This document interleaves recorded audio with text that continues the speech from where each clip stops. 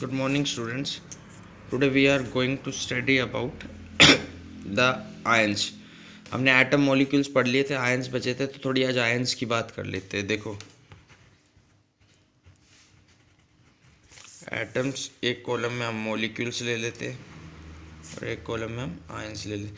कल भी हमने बात की थी एटम्स क्या होते हैं, hydrogen, chlorine, oxygen, fluorine, neon, ठीक है, सोडियम, मैग्नीशियम, एल्यूमिनियम, सिलिकॉन, ठीक है, सल्फर, फॉस्फोरस, पोटेशियम, ये सब क्या है, ये सब एटम है। तो एटम क्या कहते हैं हम, simplest form of an element. कोई डाउट? ऐसी मॉलिक्यूल की बात करते हैं, O2, Cl2, F2, N2, O3, CO2, H2O, NO2, SO2, SO3। ये ऑक्सीजन है, ये क्लोरीन है, ये फ्लोरीन है, ये नियोन है, O3 ozone, carbon dioxide water, nitrogen dioxide, sulphur dioxide, sulphur trioxide. ऐसे ही आप लिख सकते हो NaCl। ये क्या हो गया, ये भी मॉलिक्यूल है। क्या है ये, common salt, that is called sodium chloride, MgOH whole twice. ये क्या है, मैग्नीशियम हाइड्रोक्साइड। ये सब क्या है, मॉलिक्यूल्स। तो मॉलिक्यूल्स क्या कहते हैं, when two or more atom combine to form a single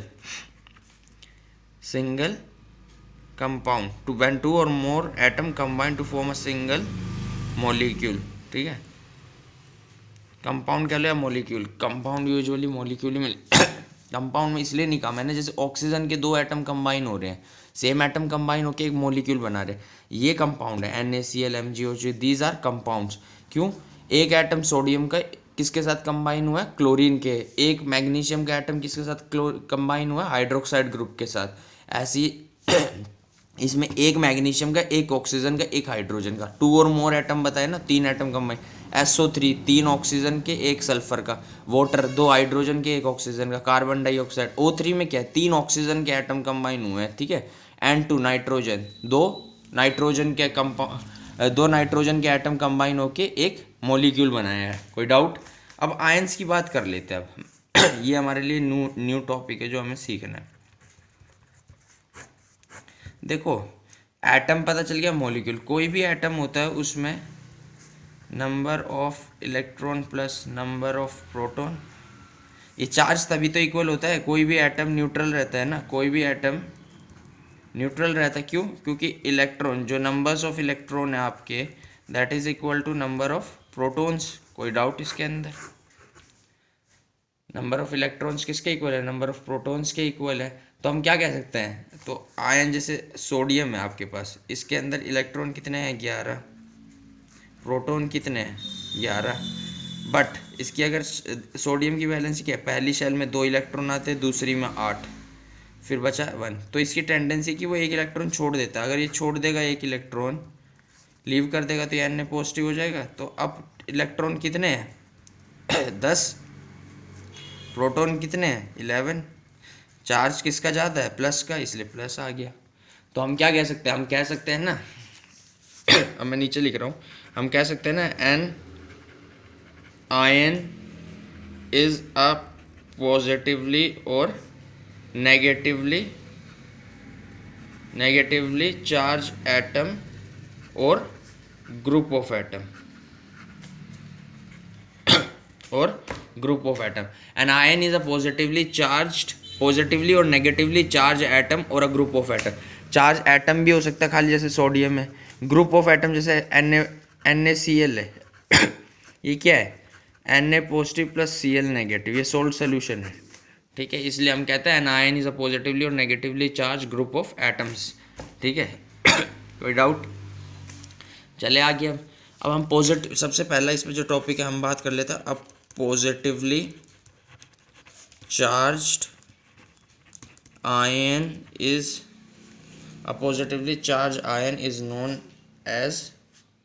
known as cation. ये दो वर्ड याद रखना, ये कैटायन एंड एनायन। इसको बोलते हैं नेगेटिवली चार्ज पार्टिकल, इसको कहते हैं पॉजिटिवली चार्ज पार्टिकल। अब होता क्या कैटायन के अंदर नॉर्मली इन एटम की टेंडेंसी रहती है, मेटल्स रहते हैं ये यूजुअली, ये बात याद रखना, यूजुअली मेटल्स। पीरियोडिक टेबल देखोगे मेटलॉइड्स बीच में जहाँ आपको सिलिकॉन, जर्मेनियम, ये आर्सेनिक, ये क्या मेटलॉइड्स है। इसके जो लेफ्ट हैंड साइड में दीज आर मेटल्स, सोडियम वाली इस साइड की तरफ, ठीक है, और जो गैसेज है जिस साइड में वो दीज आर नॉन मेटल्स, ठीक है।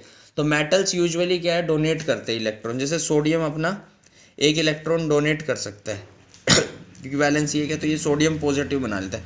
ऐसे मैग्नीशियम के लास्ट शेल में दो है, दो इलेक्ट्रॉन डोनेट कर सकता है तो ये Mg2 पॉजिटिव बना लेता है। ऐसे ये एल्यूमिनियम एक इलेक्ट्रॉन डोनेट कर सकता है तो ये एल्यूमिनियम 3 पॉजिटिव बना लेता है। कोई डाउट?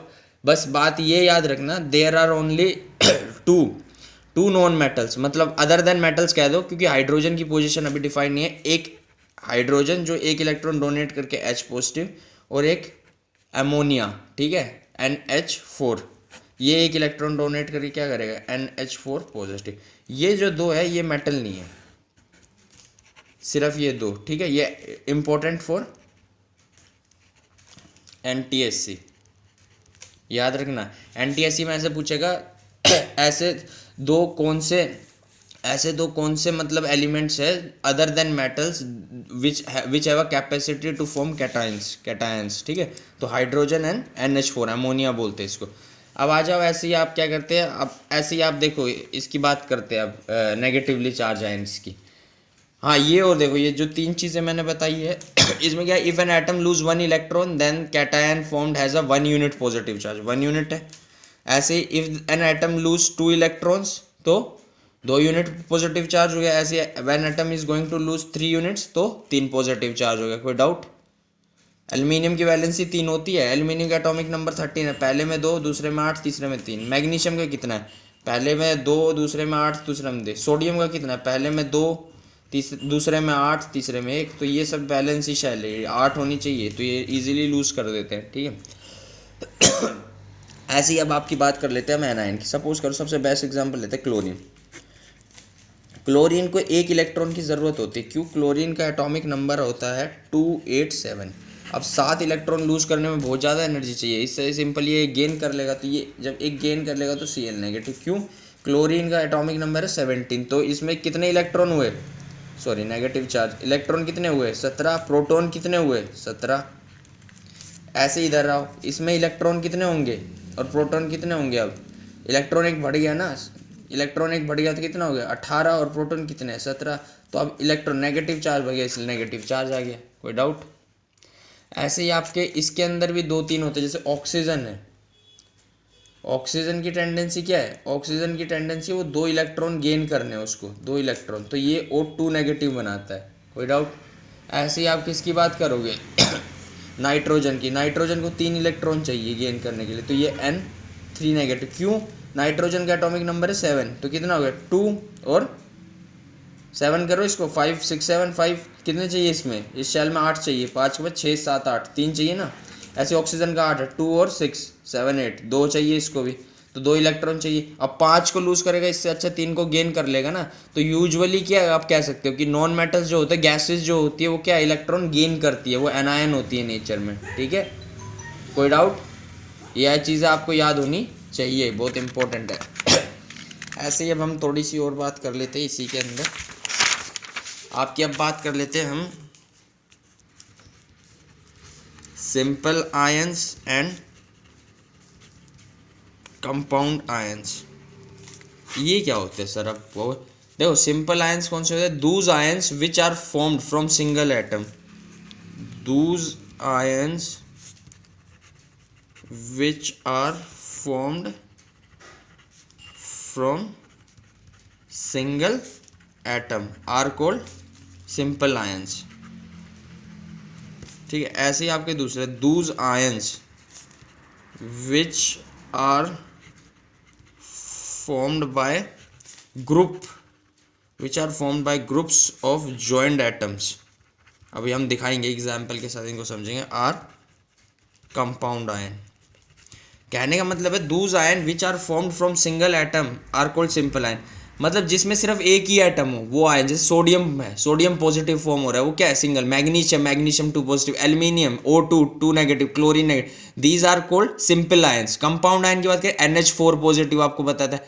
ऐसे ये MgOH जो ये सॉरी NH4 पॉजिटिव आपका हो गया, ठीक है। CO3 कार्बोनेट, क्या होता है CO3? Carbonate group. Carbonate group आपका यूजुअली 2 नेगेटिव होता है। ऐसे ही सल्फेट ग्रुप SO4 2 नेगेटिव। ये क्या है, ये कंपाउंड आयन है जहाँ दो एटम कंबाइन हुए। Those ions which are formed from group of joint atoms are called compound ions, और इन्हीं को बोलते हैं, दूसरा नाम इनका पॉली एटॉमिक आयन।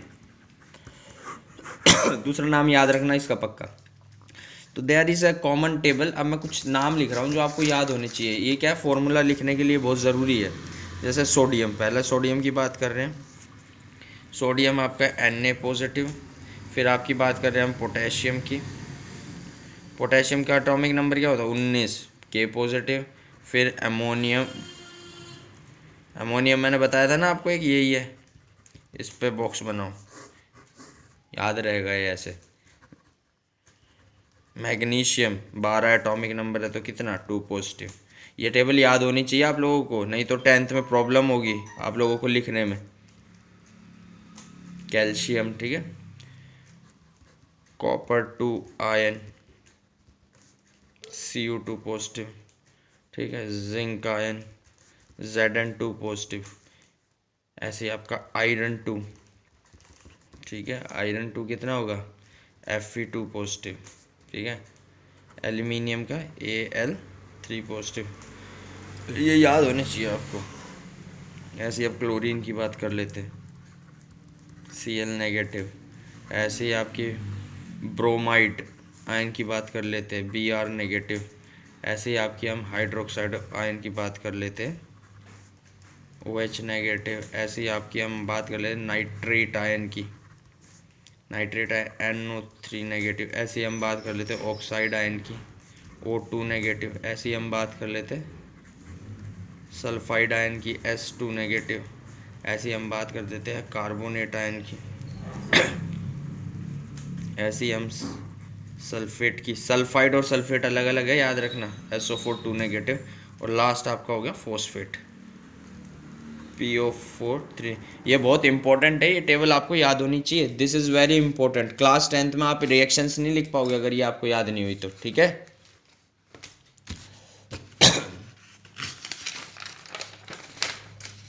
ये टेबल मैं आपको बुक में भी दिखा देता हूँ एक बार। ये है, देखो आपकी जो ये टेबल है, ठीक है। ये याद होनी चाहिए टेबल।